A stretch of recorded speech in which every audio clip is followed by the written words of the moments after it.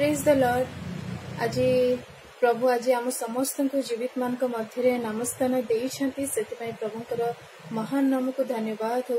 आज अनेक लोक निजर आत्मीय को हरइछंती, अनेक लोक आज दुनिया छाड़ी चली जाइछंती, किंतु आज आम समस्ते जो माने भी जगत रे अछंती समस्ते प्रभुकर अनुग्रह प्रभुकर आशीर्वाद पाई आज आम बंचीचु, सेतिपई आम प्रभुकर नाम को धन्यवाद दो।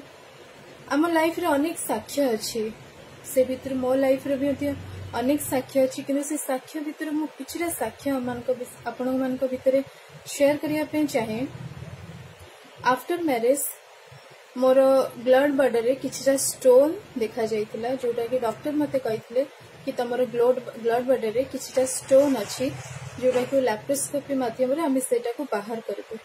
ए विषय सुनी कि मते किछिटा भय लागितिला, मु कांदिथिली मध्य, बिकॉज मु या पूर्वरु एई स्टोन रो किछि साइन पाई नथली।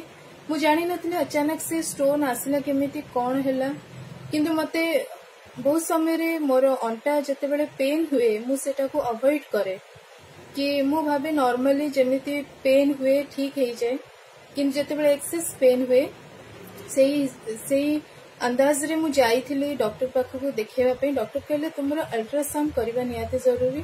अल्ट्रासाउंड रो जाना पड़ला कि मोर ब्लड बॉडी रे स्टोन अछि, किंतु तापरे डॉक्टर जते बेले मते कहिले कि तुमरो लैप्रोस्कोपी माध्यम रे ठीक हे जबो, किछि चिंता करिवार नै। फिर भी मनीष हिसाब रे किछिटा भय आसिला मन को, किंतु सेही दिनठु मु प्रार्थना रे थिली, गोटे विश्वास रे थिली कि प्रभु तुमे ए शरीर को सृष्टि करिछ। जदि ए शरीर रे आज जदि बा डॉक्टर कहले ब्लड बॉडी रे स्टोन अछि, एहा तुमे मध्य जानिछ, तुमे आश्चर्य भाव से ब्लड बॉडी को स्टोन को मेल्ट कर दिए बोले मु सेही दिनठु प्रार्थना रे थिली। मोर जे सासु थिले माँ, से भी बहुत प्रभु भयलु प्रभु विश्वासी, से भी सबु बेले मो पई प्रार्थना करंती। से भी मते सबु बेले गोटे जिंस कहते, चिंता करेना प्रभु अछंती। इमानुएल परमेश्वर जेतेबेले से कहंती सेतेबेले मनरे साहस आसे। तो आम दुई जण सबु बेले प्रार्थना रे थिलु। ए किछि मास तळे मु जाइथिली पुनर्बार मोर अल्ट्रासाउंड करिवा पई। अल्ट्रासाउंड करिला परे जेतेबेले रिपोर्ट आसिला परे मो हस्बैंड जे थिले से जाई कि डॉक्टर के सहित कथावार्ता हेले। डॉक्टर को पचारिले स्टोन विषय। डॉक्टर कहिले आमे किछि भी स्टोन पाउनु। से बार बार पचारले कि मोर स्त्री ब्लड बॉडी स्टोन थिला, आपण टिके भल से देखंतु। डॉक्टर कहले नहीं आमे भल से देखिछु, किंतु कोनसी आमे स्टोन देखि पारुनु। तो से जते बेले आसी कि हमकु घरे ई जिंस कहिले, आमे विश्वास करि पालुनी। अचानक से स्टोन मेल्ट हे गला। जेहेतु मु ना कोनसी मेडिसिन खाउथिली, ना कोनसी प्रिपेयर हेतिले। आमे लैप्रोस्कोपी करिया पे आमे ना कोनसी प्रिपेयर हेतिले। केवल गोटे जिनस आमे करूथिलु, ता होची प्रार्थना। केवल गोटे विश्वासयुक्त प्रार्थना रे मु थिली। आ सेही प्रार्थना आज प्रभु मते सुस्थता देइछंती। जेतेबेले मु ए विषय सुनिली मु निजको रखि पारलिनी। मु कहली प्रभु तुमे केते आश्चर्य, केते महान प्रभु।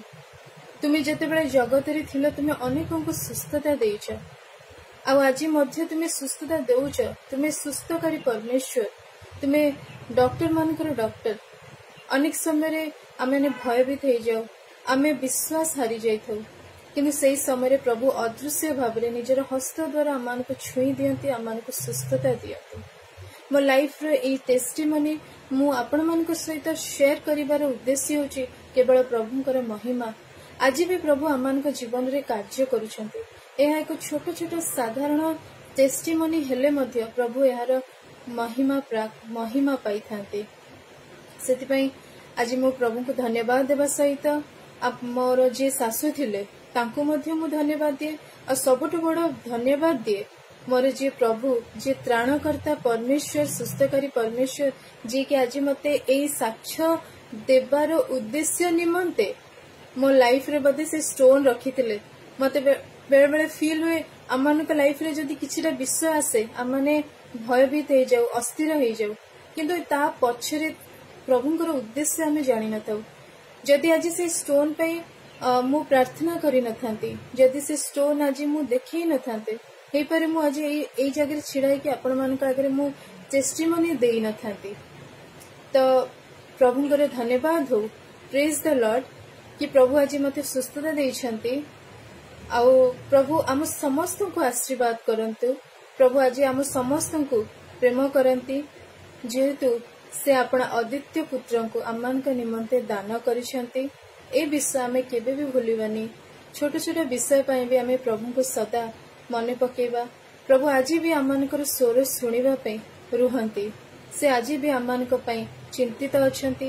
ସେ ଆଜି ବି ଆମମାନଙ୍କ ପାଇଁ ବସିଛନ୍ତି କେତେବେଳେ ଆଜି ଆମମାନେ ତାଙ୍କ ପାଖକୁ ଯିବା ବୋଲି। ପ୍ରଭୁଙ୍କର ଧନ୍ୟବାଦ ହଉ।